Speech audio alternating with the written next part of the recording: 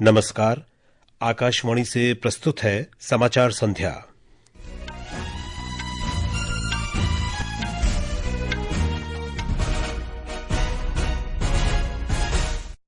भारत और साइप्रस ने आतंकवाद और उग्रवाद के सभी रूपों की निंदा की। प्रधानमंत्री नरेंद्र मोदी और साइप्रस के राष्ट्रपति रक्षा, समुद्री सुरक्षा, व्यापार और निवेश सहित कई प्रमुख क्षेत्रों में सहयोग बढ़ाने पर सहमत। प्रधानमंत्री G7 शिखर सम्मेलन में शामिल होने और शीर्ष नेताओं के साथ द्विपक्षीय बैठकें करने के लिए कनाडा रवाना। अहमदाबाद विमान दुर्घटना की जांच के लिए उच्च स्तरीय समिति की पहली बैठक नई दिल्ली में संपन्न। 3 महीने के भीतर रिपोर्ट पेश की जाएगी। ईरान के राष्ट्रपति मसूद पेजेश्कियन ने इस्राएल के साथ बढ़ते संघर्ष के बीच परमाणु संधि छोड़ने की घोषणा की। मौसम विभाग ने सौराष्ट्र और कच्छ में कल अलग अलग स्थानों पर मूसलाधार वर्षा का अनुमान व्यक्त किया। दिल्ली एनसीआर में शुक्रवार तक गरज के साथ बारिश की संभावना। और आईसीसी ने भारत और श्रीलंका में 30 सितंबर से शुरू होने वाले महिला एकदिवसीय क्रिकेट विश्व कप के लिए विस्तृत कार्यक्रम की घोषणा की। समाचार संध्या के साथ मैं विशाल शर्मा। भारत और साइप्रस ने आतंकवाद और हिंसक अतिवाद के सभी स्वरूपों और अभिव्यक्तियों की निंदा की है। दोनों देशों ने शांति और स्थिरता को कम करने वाले आधुनिक खतरों का मुकाबला करने के लिए साझा प्रतिबद्धता व्यक्त की। सीमा पार आतंकवाद का मुकाबला करने के लिए एक व्यापक और समन्वित कार्रवाई की आवश्यकता पर बल दिया। निकोसिया में प्रधानमंत्री नरेंद्र मोदी और साइप्रस के राष्ट्रपति निकोस क्रिस्टोडोलिडस के साथ प्रतिनिधिमंडल स्तर की वार्ता के बाद जारी संयुक्त घोषणा पत्र में इसकी घोषणा की गई। वार्ता में प्रधानमंत्री मोदी और साइप्रस के राष्ट्रपति ने रक्षा, समुद्री सुरक्षा, व्यापार और निवेश सहित प्रमुख क्षेत्रों में सहयोग को बढ़ाने पर सहमति जताई। प्रधानमंत्री नरेंद्र मोदी ने कहा कि भारत साइप्रस भागीदारी साझा लोकतांत्रिक मूल्यों और कानून के शासन में दृढ़ता से निहित है। श्री मोदी ने कहा कि दोनों देशों के बीच मित्रता परिस्थितियों या सीमाओं से बंधी न होकर समय की कसौटी पर खरी उतरी है। आज राष्ट्रपति जी और मैंने द्विपक्षीय संबंधों के सभी पहलुओं पर व्यापक चर्चा की। साइप्रस के विजन 2035 और विकसित भारत 2047 के विजन के कई पहलुओं में समानता है। प्रधानमंत्री ने संयुक्त राष्ट्र सुरक्षा परिषद में भारत की स्थायी सदस्यता के लिए साइप्रस के निरंतर समर्थन का स्वागत किया। प्रधानमंत्री ने पश्चिम एशिया और यूरोप के संघर्षों पर भी चिंता व्यक्त की। पश्चिम एशिया और यूरोप में चल रहे कॉन्फ्लिक्ट को लेकर हम दोनों ने चिंता व्यक्त की है। इनका नकारात्मक प्रभाव केवल उस क्षेत्र तक सीमित नहीं है। हम दोनों मानते हैं कि यह युद्ध का युग नहीं है। संवाद से समाधान और स्थिरता की बहाली ये मानवता की पुकार है। प्रधानमंत्री ने सीमापार आतंकवाद के खिलाफ भारत की लड़ाई में साइप्रस के समर्थन के लिए भी धन्यवाद दिया। दोनों पक्ष क्षेत्र में शांति और समृद्धि के लिए भारत मध्य पूर्व यूरोप आर्थिक गलियारे के महत्व पर सहमत हुए। श्री मोदी ने बताया कि दोनों देशों ने आतंकवाद सहित कई मुद्दों पर नया तंत्र विकसित करने की घोषणा की। आतंकवाद, ड्रग्स और आर्म्स की तस्करी की रोकथाम के लिए हमारी एजेंसीज के बीच रियल टाइम इंफॉर्मेशन एक्सचेंज का मैकेनिज्म तैयार किया जाएगा। हम दोनों सहमत है कि हमारे आपसी व्यापार और निवेश में बहुत पोटेंशियल है। इससे पहले साइप्रस के राष्ट्रपति ने प्रधानमंत्री मोदी को साइप्रस गणराज्य के सर्वोच्च नागरिक सम्मान grand cross of the order of Makarios III से सम्मानित किया। हमारे संवाददाता ने बताया है कि प्रधानमंत्री की साइप्रस यात्रा कई मायने में ऐतिहासिक रही। प्रधानमंत्री नरेंद्र मोदी की साइप्रस यात्रा के सफल समापन ने न केवल द्विपक्षीय संबंधों को पुनर्जीवित किया है, बल्कि रणनीतिक सहयोग में एक नया अध्याय भी शुरू किया है। साइप्रस के राष्ट्रपति निकोस क्रिस्टोडोलाइड्स के साथ व्यापक वार्ता में दोनों नेताओं ने भारत साइप्रस संबंधों के पूरे क्षेत्र की समीक्षा की। यात्रा का एक महत्वपूर्ण आकर्षण निकोसिया के ऐतिहासिक केंद्र का संयुक्त दौरा था, जिसमें संयुक्त राष्ट्र युद्ध विराम रेखा के साथ साथ चलना भी शामिल था। राष्ट्रपति क्रिस्टोडोलाइड्स ने प्रधानमंत्री मोदी को उत्तरी साइप्रस के पहाड़ भी दिखाए जो 1974 से तुर्की के कब्जे में हैं। साइप्रस भारत के यूपीआई डिजिटल भुगतान प्लेटफॉर्म के साथ एकीकृत होने के लिए तैयार है। साइप्रस स्टॉक एक्सचेंज ने गिफ्ट सिटी में NSE इंटरनेशनल एक्सचेंज के साथ एक समझौता ज्ञापन पर हस्ताक्षर किए और साइप्रस के निवेशकों ने भारत में $100 मिलियन से अधिक के निवेश का आश्वासन दिया। दोनों देशों ने इस वर्ष के अंत तक भारत यूरोपीय संघ मुक्त व्यापार समझौते को अंतिम रूप देने की आवश्यकता पर बल दिया। संक्षेप में, प्रधानमंत्री मोदी की यात्रा ने भारत साइप्रस संबंधों में नई गति भर दी है तथा एक मजबूत और दूरंदेशी रणनीतिक साझेदारी के लिए मजबूत नींव रखी है। निकोसिया से राजा दुरई पी की रिपोर्ट के साथ समाचार कक्ष से मैं मुकेश कुमार।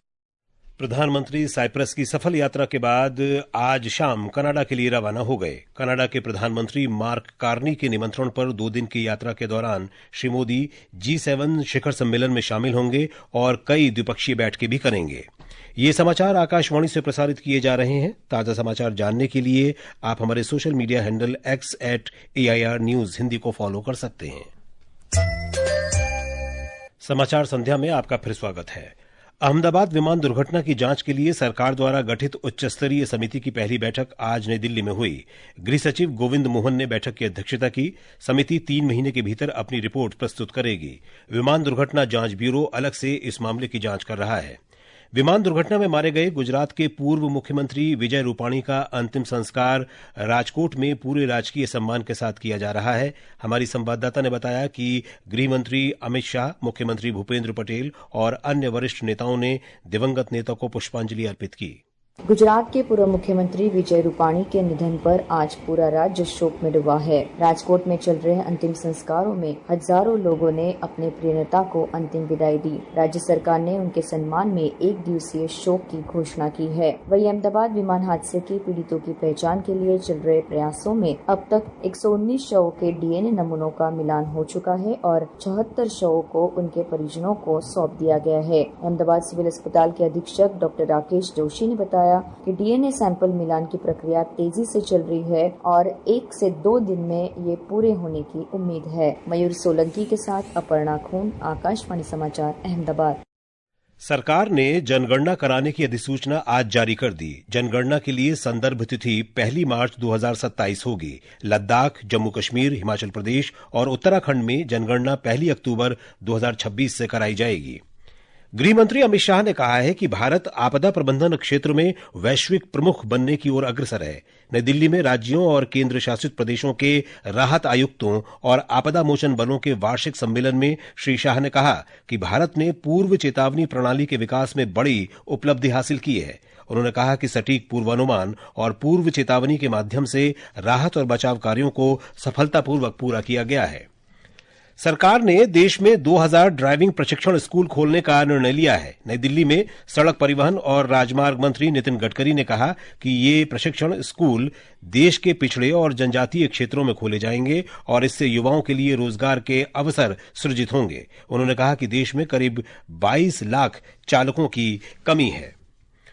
जनजातीय कार्य मंत्री जुएल ओरांव ने 21 जून को अंतर्राष्ट्रीय योग दिवस मनाने की आवश्यकता पर बल दिया है। नई दिल्ली में उन्होंने कहा कि इस बार जनजातीय क्षेत्रों में ये समारोह आधुनिक योग के साथ स्वदेशी कल्याण प्रथाओं के अनूठे सम्मिलन को उजागर करेगा। भारतीय जनता पार्टी ने कांग्रेस के नेतृत्व वाली कर्नाटक सरकार के राज्य में फिर से जाति जनगणना कराने के फैसले की आलोचना की है। नई दिल्ली में वरिष्ठ पार्टी नेता और केंद्रीय मंत्री भूपेंद्र यादव ने आरोप लगाया कि कांग्रेस के लिए अन्य पिछड़ा वर्ग महज वोट बैंक हैं। ये समाचार हमारी वेबसाइट www.newsonair.gov.in और हमारे न्यूज ऑन एआईआर ऐप पर भी उपलब्ध हैं। ईरान इसराइल के साथ बढ़ते संघर्ष के बीच परमाणु अप्रसार संधि से हटने की योजना बना रहा है। राष्ट्रपति मसूद पेज़ेश्कियान ने कहा कि ईरान की संसद परमाणु संधि से बाहर निकलने के कानून का मसौदा तैयार कर रही है। इस बीच ईरान इसराइल संघर्ष के आज चौथे दिन दोनों देशों ने अपने सैन्य अभियानों को और तेज कर दिया। दोनों देशों में मरने वाले नागरिकों की संख्या लगातार बढ़ रही है। एक रिपोर्ट। ईरान में शुक्रवार से संघर्ष शुरू होने के बाद से करीब 224 लोग मारे गए हैं। इजरायली हताहतों की संख्या अब 20 से अधिक हो गई है, जबकि 300 से अधिक लोग घायल हुए हैं। ईरान की सेना ने कल रात और आज इसराइल के नागरिक इलाकों पर मिसाइल और ड्रोन हमले किए, जिसमें 8 इसराइली मारे गए और दर्जनों अन्य घायल हो गए। इसराइल ने आज ईरान के सैन्य, परमाणु और ऊर्जा ठिकानों पर कई बार हवाई हमले किए। प्रधानमंत्री बेंयामिन नेतन्याहू ने कहा कि इजरायली वायुसेना ने राजधानी तेहरान सहित ईरान के भीतर जाकर हमले किए। इजरायली बलों ने इस्लामिक रिवॉल्यूशनरी गार्ड कॉर्प्स से संबंधित कुछ फोर्स जैसे कमांड सेंटरों को निशाना बनाया। इजराइल के रक्षा बलों ने बताया कि 4 दिन के दौरान ईरान के 120 से अधिक मिसाइल लॉन्चरों को नष्ट किया गया है। दुबई से विनोद कुमार की रिपोर्ट के साथ समाचार कक्ष से जया भारती। वित्तीय कार्यवाही कार्यबल FATF ने पहलगाम आतंकी हमले की निंदा करते हुए कहा है कि ये हमला वित्तीय सहायता के बिना नहीं हो सकता। वैश्विक निगरानी संगठन ने कहा कि पहलगाम आतंकी हमला और हाल के अन्य हमले बिना वित्तीय सहायता के नहीं हो सकते थे। कार्यबल शीघ्र ही वैश्विक नेटवर्क द्वारा आतंकवादी वित्त पोषण का एक व्यापक विश्लेषण जारी करेगा। मौसम विभाग ने सौराष्ट्र और कच्छ में कल मूसलाधार बारिश का अनुमान व्यक्त किया है। अरुणाचल प्रदेश, छत्तीसगढ़, तटीय कर्नाटक, गांगेय पश्चिम बंगाल, गुजरात, कोंकण, गोवा, मध्य महाराष्ट्र, ओडिशा और पूर्वोत्तर राज्यों में भी अगले 2-3 दिनों के दौरान तेज वर्षा होने की संभावना है। दिल्ली और राष्ट्रीय राजधानी क्षेत्र में 20 जून तक गरज, बिजली और तेज हवाओं के साथ हल्की से मध्यम बारिश होने की संभावना है। उत्तर प्रदेश में पिछले 2 दिनों में 14 जिलों में बिजली गिरने से 25 लोगों की मौत हो गई है। एक रिपोर्ट। जारी आंकड़ों के अनुसार प्रयागराज जिले में 5, जौनपुर में 4, ललितपुर, गोरखपुर, बरेली और बिजनौर में 2-2 मौतें हुई हैं। इसके अलावा लखनऊ, कानपुर देहात, कुशीनगर, शाहजहांपुर, हरदोई, संभल, झांसी और जालौन जिले में 1-1 व्यक्ति की जान गई है। मुख्यमंत्री योगी आदित्यनाथ ने अधिकारियों को प्रभावित क्षेत्रों का सर्वेक्षण करने और परिवारों की मदद करने के निर्देश दिए हैं। मुख्यमंत्री ने जिला प्रशासन के अधिकारियों को मृतकों के परिजनों को आर्थिक सहायता प्रदान करने को भी कहा है। श्री योगी ने कहा है कि अधिकारी फसलों के नुकसान का आकलन करने के लिए सर्वेक्षण करें। उधर मौसम विभाग ने अगले 24 घंटों में राज्य के पश्चिमी इलाकों के कुछ हिस्सों में भारी बारिश के लिए येलो अलर्ट और पूर्वी इलाकों के लिए ऑरेंज अलर्ट जारी किया है। ओम अवस्थी, आकाशवाणी समाचार, लखनऊ। मौसम के बाद अब बात खेलों की। आईसीसी ने भारत और श्रीलंका में 30 सितंबर से शुरू होने वाले महिला एकदिवसीय क्रिकेट विश्व कप के लिए विस्तृत कार्यक्रम की घोषणा कर दी है। एक रिपोर्ट।